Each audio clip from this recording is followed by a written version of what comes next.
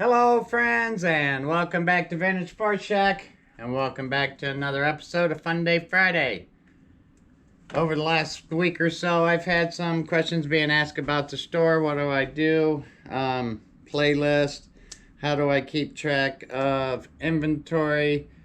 Things of that nature. So I'm going to try to explain. Let you know if I'm insane or ingenious. So as always, stand up. Stretch out, because away we go. All right, guys, first, someone's been asking me probably 3 or 4 times for my playlist. So my playlist, stop and read it. That's a few of them. I'm still looking them up. But mashups, how I find a song is I just listen to mashups all night while I'm watching baseball until I find a song, and then just go with it. So I'm compiling it. I've always listened to mashups. I had a Range Rover about a few years ago, and it had 21 Bose speakers. And when I bought that, that's when I got into mashups. So that's my playlist. Another thing was asked about cards. How do I keep track of my cards? Well, the inventory, believe it or not, every slab card I have, I pretty much know. Maybe 1 or 2 I'm missing. But when you pick them up, touch them, look at them, send them off as much as I do, you just remember. That's one thing you got to have, is a good memory when you have a card shop, because you got to know what you have. Someone comes and asks for something, I pretty much know where it's at, even in here. I can give them a general idea. Oh, it's about right here, because I put everything in chronological order. So it's pretty easy. You know, once if you got a system, you can remember. It's not that hard. And you look at them and touch them so many times that you just end up remembering what you have. Here's the crazy part. Someone asked me, how do I keep track of what I pay, and do I have a spreadsheet? What do I do? Well, when I send off cards, I send off enough cards that each one of them will equally divide into $30.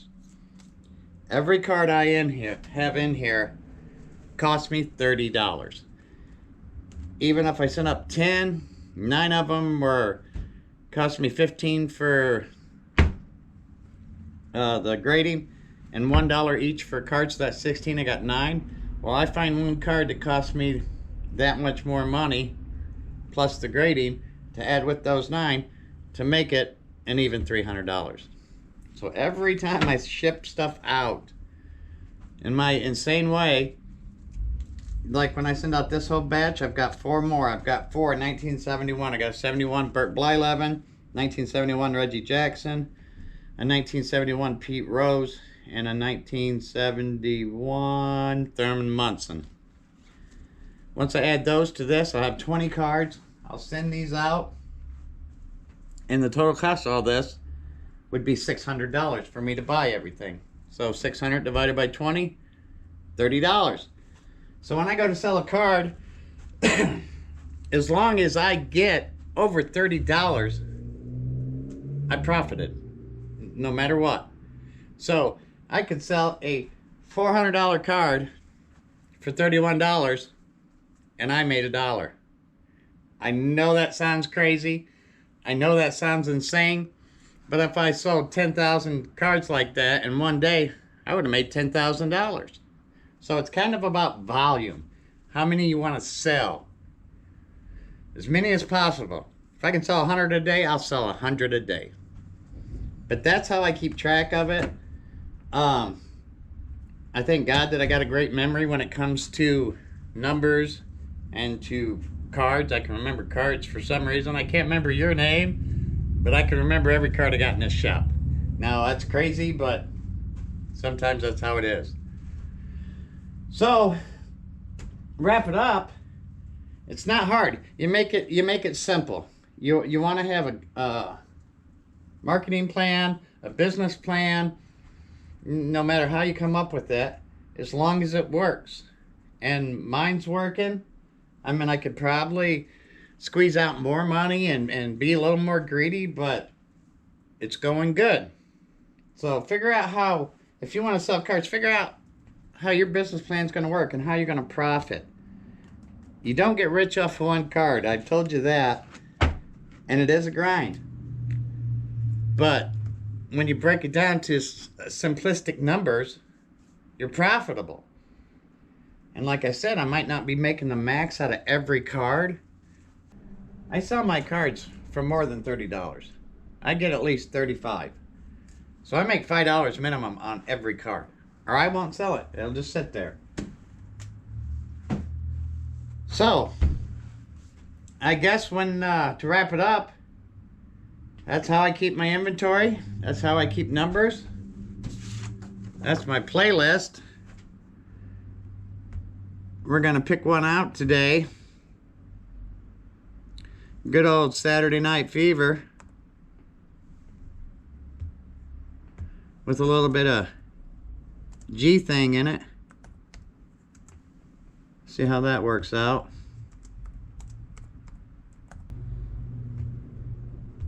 As always, comment down below. Tell me what you think. Peace. Have a super great day. And yes, 1, 2, 3 into the phone. Keep dancing. Snoop Doggy Dogg and Dr. Drake is at the door, ready to make an entrance. So back on up. Before I have to pull the strap off the cut, give me the microphone first so I can bust like a bubble. Compton and Long Beach together, now you know you in trouble, cause ain't nothing but a G thing, baby. Two blowed out G's, so we're crazy. Death Row is the label that pays me. Unfadable, so please don't try to fake this. But back to the lecture at hand. Perfection is perfected, so I'ma let them understand from a young G's perspective. And before me, they got a trick, I have to find a contraceptive. You never know, she could be earning her man, learning her man, and at the same time burning her man. Now when she burning, I'ma chill for a minute, cause ain't no loving good enough to get burned while I'm offended. And that's realer than real deal, Holyfield. And now you hookers and hoes know how I feel. Well, if it's good enough to get broke off a proper chunk, I take a small piece of some of that funky stuff. It's like this and like that and like this, and it's like that and like